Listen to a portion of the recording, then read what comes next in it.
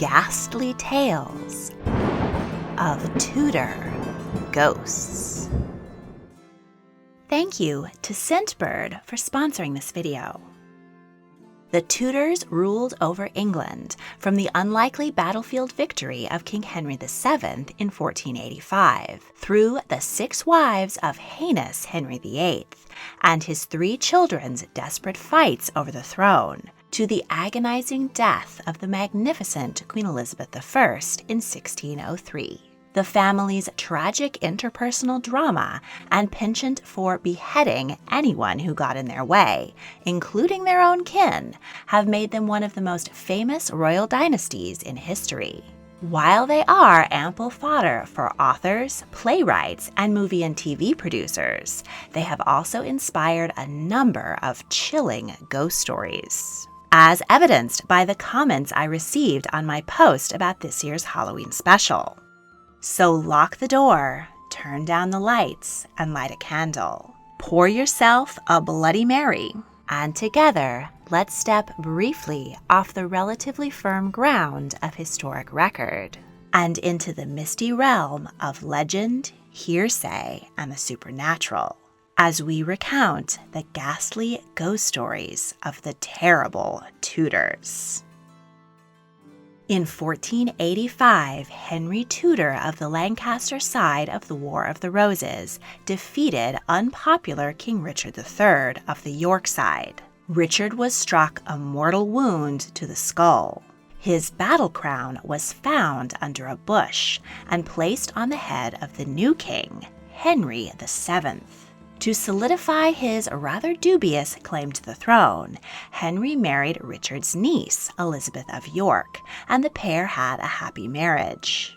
Elizabeth was the older sister of Edward V, the 12-year-old king who, along with his younger brother, had been locked up in the Tower of London and likely murdered by their uncle Richard. Check out last year's Halloween special, 3 Twisted Tales of Royal Exhumation, for the full story. The princes in the tower have long been spotted, walking through walls and down dark corridors. It's possible that Elizabeth of York saw the specters of her siblings, as she spent much of her life living in the royal residence of the Tower of London. Surely she must have walked its lonely halls and wonder what had become of her baby brothers, or if she was treading on their very bones. Elizabeth herself met a sad end within the tower walls. In 1503, she gave birth to her 7th child, a daughter, Catherine, who died within a few days. Elizabeth died of childbed fever on February 11th, her 37th birthday. Her husband and children mourned her deeply. In this illuminated manuscript, 11-year-old future King Henry VIII is seen weeping into the sheets of his mother's empty bed. Among the throngs of phantoms witnessed in the tower, there is one who might be a remnant of the beloved queen. The mysterious White Lady is said to haunt the White Tower, near where Elizabeth of York died. Her presence is announced by the scent of perfume. A few tourists have reported being tapped on the shoulder, only to turn around and see nothing but a wisp of white. Perfumes were often used in Tudor delivery rooms to ward off evil miasmas, and white was the signature color of the Yorks. It's no wonder the ghost of the White Lady is bound to a beautiful aroma. Smell is the sense most associated with memory. Selecting the perfect fragrance to leave evocative memories in your wake is made easy with Scentbird. Committing to a whole bottle of perfume can cost hundreds of dollars, and those tiny sample bottles are never enough to decide if you really like it. Scentbird is a monthly subscription that lets you try over 600 perfume and cologne brands, including top designers and indie labels. This month, I tried Scent of Wood, Sandalwood and Oak. Its warm aromas of burnt sugar and wood are so cozy for autumn. And Jason Wu, the pink peppercorn and jasmine are intriguing, bright, and mood-lifting. Scentbird's vials are stylish, perfect for travel, and give you a 30-day supply so you can wear the fragrance multiple times at home and out and about. That way, you can make sure that you love it before committing to a full bottle, or you can indulge in different scents for every occasion. Right now, my viewers can get 30% off your first month at Scentbird by using my code in the description. And now back to haunted history. Elizabeth and Henry's eldest son, Arthur, Prince of Wales, was wed to Spanish Princess Catherine of Aragon. The teenage couple were sent to Ludlow Castle so that Arthur could rule over his principality. But within weeks of their arrival, both bride and groom fell seriously ill with the sweating sickness.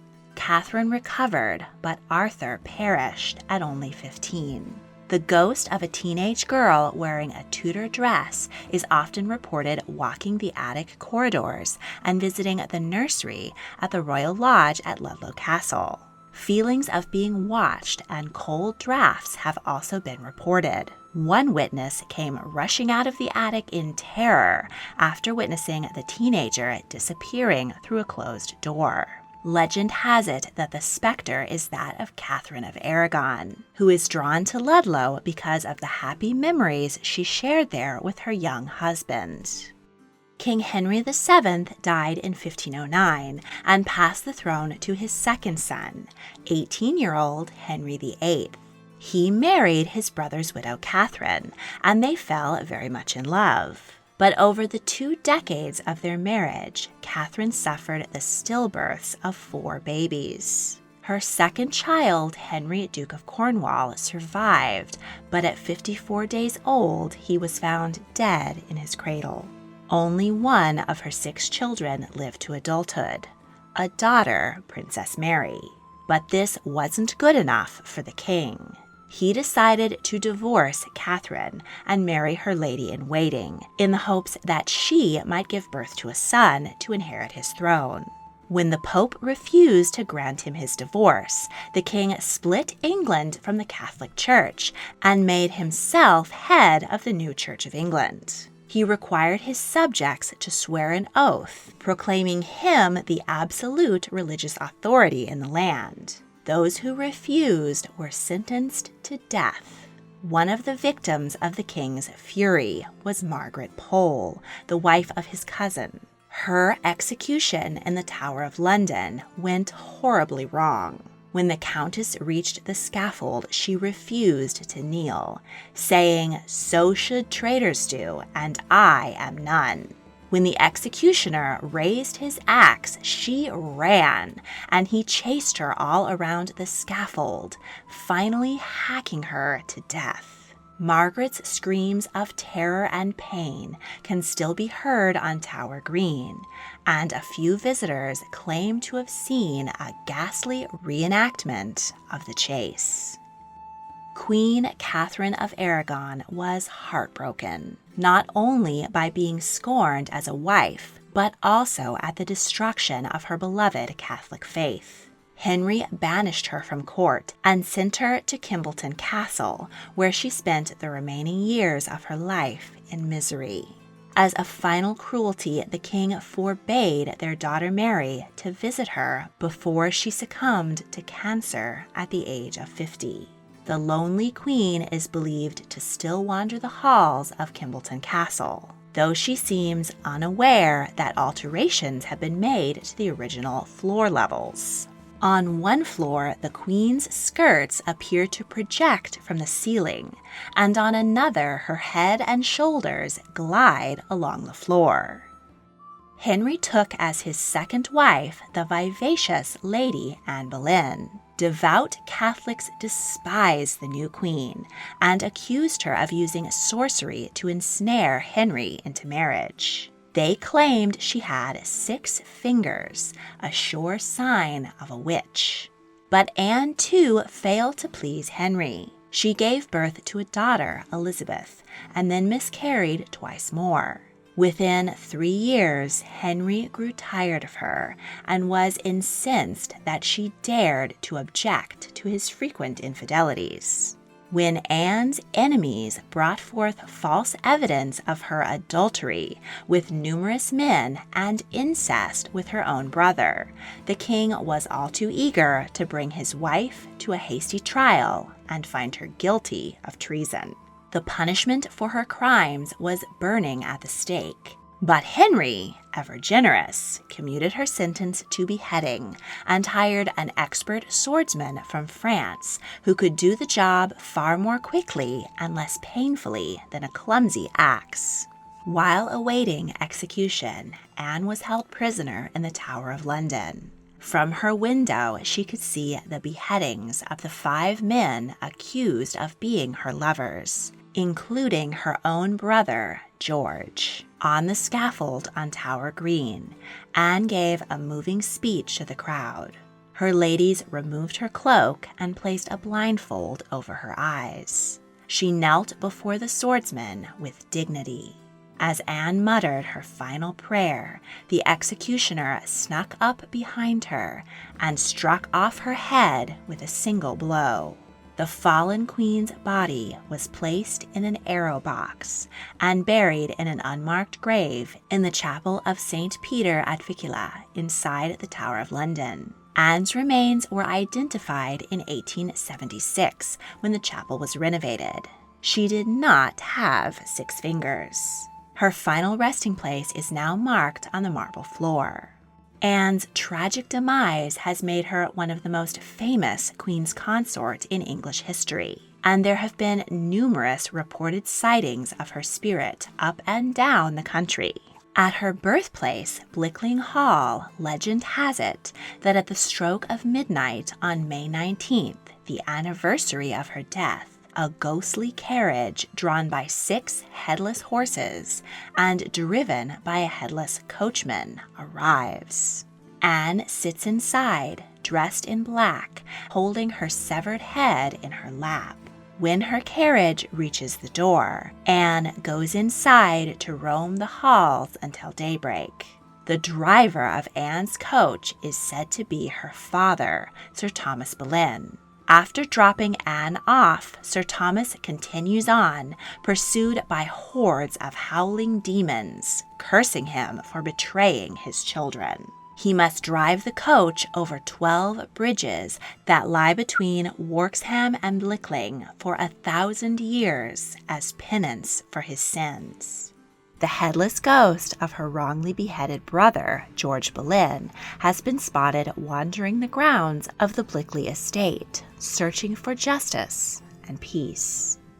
Hever Castle was Anne Boleyn's childhood home and the site of many happy memories. Every Christmas Eve, the Queen is believed to cross the bridge over the River Eden in the castle grounds. She has also been seen standing beneath the great oak under which King Henry once wooed her. The oak is still standing nearly 500 years later. Anne's ghost has also been spotted in 2 of the royal palaces where she lived during her marriage. At Hampton Court Palace, she is seen wearing a blue dress and walking slowly with a sad countenance. At Windsor Castle, Anne has been seen standing at the window of the Dean's cloister, having an argument with the ghost of King Henry VIII. But the site most associated with the unfortunate Queen's spectre is where she met her bloody end, the Tower of London. In 1817, a yeoman warder patrolling the White Tower suffered a fatal heart attack after encountering Anne Boleyn on a staircase. In 1864, a yeoman outside the Queen's house reported seeing the figure of a woman veiled in mist. She was wearing a Tudor dress and a French hood. However, where her face should have been, there was nothing. He challenged the figure, and when it did not reply and continued towards him, the guard made a thrust at it with his bayonet. The weapon passed through the figure, and a shock ran up his rifle and jolted him unconscious. The yeoman was court-martialed for falling asleep on duty, but he was found not guilty when several eyewitnesses told the court that they had also seen the headless woman on Tower Green that night. Late one night in 1882, the captain of the guard saw a candle burning in the locked chapel where Queen Anne is buried. He found a ladder and climbed up to peer inside one of the chapel windows. He later recounted what he witnessed in the empty chapel. Slowly down the aisle moved a stately procession of knights and ladies, attired in ancient costumes. And in front walked an elegant female whose face was averted from him, but whose figure greatly resembled the one he had seen in reputed portraits of Anne Boleyn. After having repeatedly paced the chapel, the entire procession, together with the light, disappeared. Tales of the specter of Anne Boleyn became so commonplace that a popular song called "With Her Head Tucked Underneath Her Arm" was written about the ghost in 1934. A link to the gleefully ghastly ditty is in the description. Within days of Anne's murder, King Henry married wife number 3, Jane Seymour. At Hampton Court, she gave birth to his long-awaited male heir, the future King Edward VI. 12 days later, Jane died of childbed fever. Her spirit has been seen wearing a white robe and holding a lit candle. She walks down the silver stick stairway, leaving the room in which she gave birth and died. From there, she glides out into Clock Court in the direction of her baby son's room. The now thrice widowed king moved on to a political marriage with Anne of Cleves, but she failed to fawn over the now old and overweight monarch, so he promptly divorced her and moved on to a teenage bride, Catherine Howard. Catherine had been molested as a young girl. Unsurprisingly, she failed to tell the cantankerous old king that she wasn't a virgin. Worse, while she was queen, she carried on an affair with a courtier named Thomas Culpeper. When Henry was informed of these truths about his new wife, he had her arrested for treason. The 18-year-old queen was terrified and requested that a block be brought to her cell, so that she could practice laying her head upon it. The next morning, she was pale and trembling, but composed. She gave a speech beseeching mercy for her family, and then lay down on the block as she had practiced, this time never to rise again. Catherine was buried in an unmarked grave in the chapel of St. Peter ad Vicula, near the remains of her cousins, Anne and George Boleyn. Her body was not one of those identified during the 1876 excavation. Catherine Howard's ghost is said to inhabit the halls of Hampton Court Palace. There she reportedly reenacts the horrible scene of her arrest. She broke free from the guards and ran towards the door of the chapel, where Henry was at prayer, in hopes that she might beg for his mercy. The king ignored her pleas, and Catherine was dragged screaming back to her rooms. The corridor through which she ran is now called the Haunted Gallery, and her ghost can be seen and heard running down the hall, pleading for mercy. Henry's sixth and final wife was widow and author Catherine Parr. She nursed the ill-tempered old king until his own death in 1547, age 55. Henry VIII's phantom is reported to appear at Windsor Castle. Visitors have heard his heavy footsteps echoing along the corridors, and heard his moaning and groaning as he attempts to pull his ulcerated leg along behind him. In recent years, employees at Hampton Court have reported a heavy fire door repeatedly bursting open on its own at the same time every day. In 2003, security cameras captured this footage of a mysterious cloaked figure closing those doors.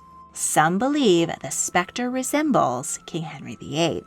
A palace spokesperson said the staff has ruled out any of their costume guides. "We're baffled too," she said. "It's not a joke. We genuinely do not know who or what it is." After King Henry's death, Catherine Parr was finally free to marry the man she loved, Thomas Seymour, and at the age of 36, she became pregnant for the first time. But shortly after the birth of a daughter, Mary, the Dowager Queen, died of childbed fever. Catherine Parr has been seen roaming the grounds of Sudley Castle, where she met her demise. She is dressed in a green Tudor gown and seems to be searching for something, perhaps her long-lost daughter. Sybil Pynn, a wet nurse to King Henry's children, Elizabeth and Edward, was devoted to her charges. She nursed Princess Elizabeth through a bout of smallpox, only to die of the disease herself. Her spirit started appearing at Hampton Court Palace around 1829, while the nearby church was being rebuilt and her tomb had been disturbed. Sybil's ghost is known as the Grey Lady. Near her old chamber, the sounds of someone working a spinning wheel were often heard through the walls. Upon investigation, a hidden room was discovered containing a very old, broken spinning wheel. In 2015, a tourist took this photo, which may capture the image of the Grey Lady. In 2010, a tourist at Leeds Castle got a lot of attention with this video, which claims to show the ghost of Henry VIII's daughter, Princess Caroline, who died tragically at 13 months from a head wound. While the footage is certainly creepy, there is one small problem with its claim. There was no Princess Caroline. The pregnancies of queens were very well recorded, and none of them had a daughter who died around 18 months. While Henry did father numerous other children by his mistresses, check out my video on them. If one had been named Caroline, of which there is no record, then she would not have been granted the title princess, or housed in the royal apartments at Leeds, where the king's wives might have seen her. Whether this video captures the specter of some other tragic Tudor age toddler, or is a hoax altogether, it is not a child of King Henry VIII. Henry passed his throne to his 9-year-old son, Edward VI, but he only reigned for 6 years before dying of tuberculosis at 15. He was devoutly Protestant and wanted to keep the crown and the country out of the hands of his Catholic sister, Mary. So on his deathbed, he signed a will handing the throne to his cousin, Lady Jane Grey. The 17-year-old fainted when she was informed that she was now queen. She reigned for only 9 days before Princess Mary gathered an army, marched to London, and arrested her. The counselors who had forced Jane into this dangerous position abandoned her to save themselves. Jane and her husband, Guilford Dudley, were imprisoned in the Tower of London.